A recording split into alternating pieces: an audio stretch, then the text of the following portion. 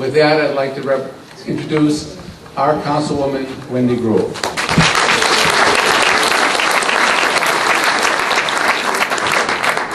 Thank you very much, Richard. I'm glad to be here this evening and see so many people here at the Sherman Oaks Homeowners.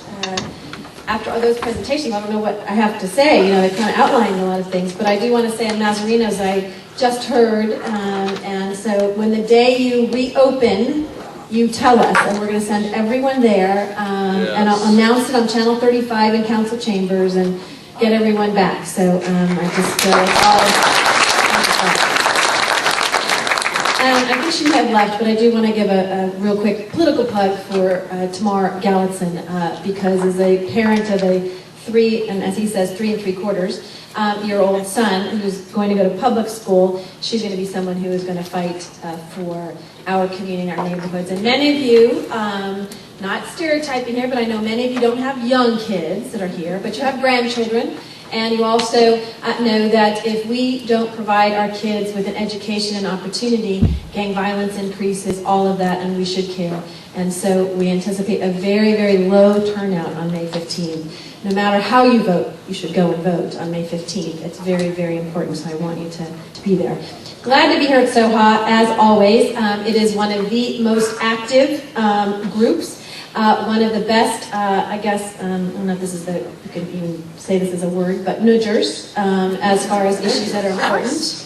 I don't think that's a word, but, and particularly Richard. Did you see the picture of him on the front that someone did here of him in the paper, Richard? Great picture. I like that. I came tonight from the state of the city, from Mayor Villaraigosa at one of our local high schools in North Hollywood, talking about some of the challenges and the opportunities we have in the city and about our budget. And so if we have some questions later, I will talk about it. The budget didn't get handed out today, but we talked about some general themes about gangs and traffic and education and other ways, and delivery of basic city services. So I want to talk about how we can work together.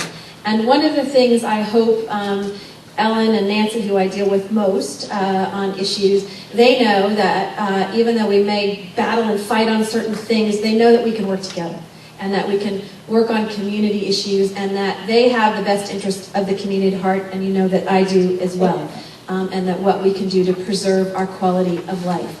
This is a community I grew up in. Many of you may not know, but my father was one of the founding members of the Church of the Chimes on Magnolia and Hazeltine. Well, you know that because you were there.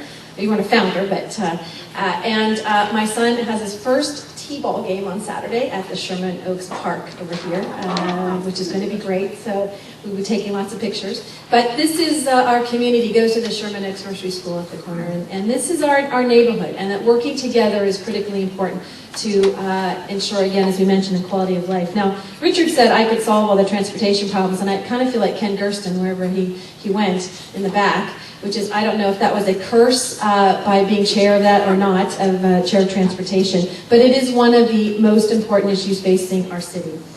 You know, we are, I think, facing a crisis in Los Angeles where we need to have leadership that's going to take on the downtown bureaucracy. We're going to change the business as usual attitude. What can we do that is different? Because clearly what has been done over the decades isn't working in our neighborhoods and in our communities.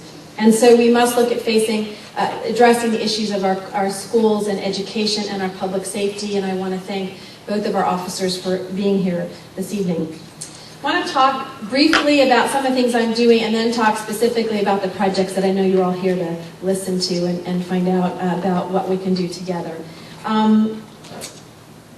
You know, if we don't kind of examine, and I know you've had one of my, I think, mentors and idols is Laura Chitt, who has, I think, epitomizes the shaking up downtown, shaking up the bureaucracy and saying, can we do things differently? And so we've been looking at government efficiencies, from creating the Office of Public Safety, which didn't exist before, which is coordinating all of the different city departments that had security and coordinating with the Los Angeles Police Department.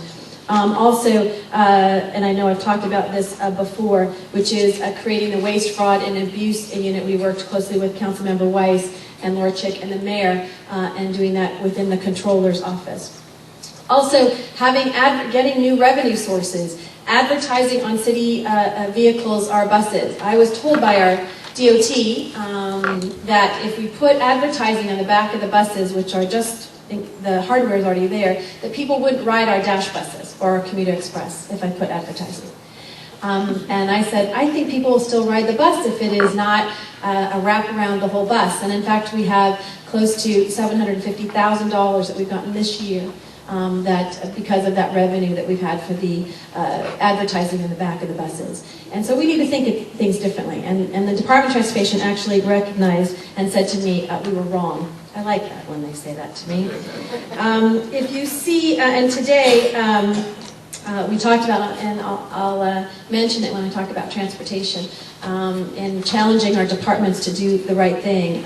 We are the policy setters in City Council, and we want to make sure that what we say, whether it's approving in the budget or what we pass by the City Council, that they're actually implementing, that we don't find out later on that in fact they weren't following the direction of the City Council.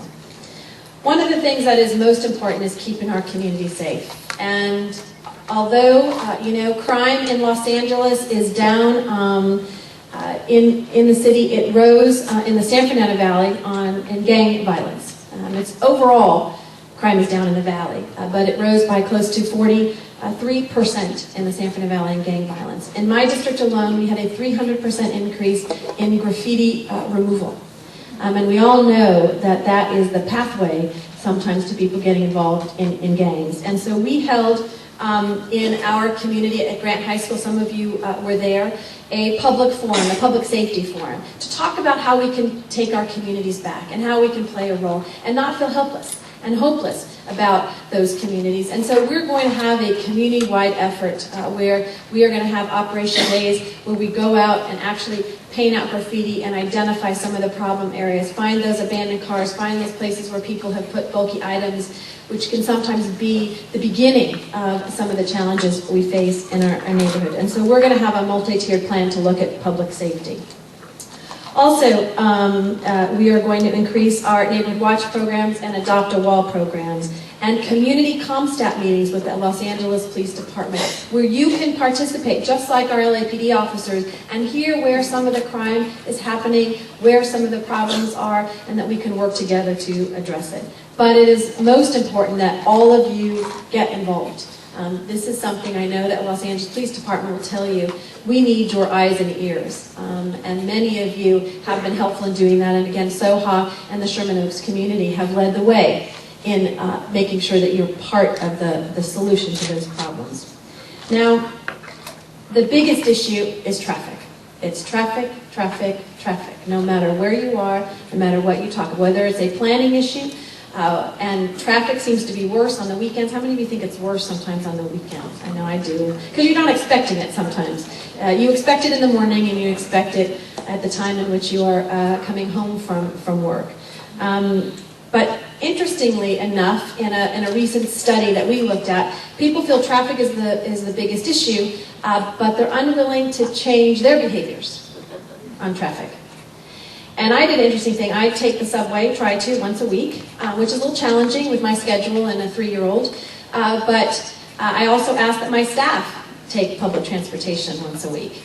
And you would have thought that I was changing the world. I got KFWB, KNX, daily news articles.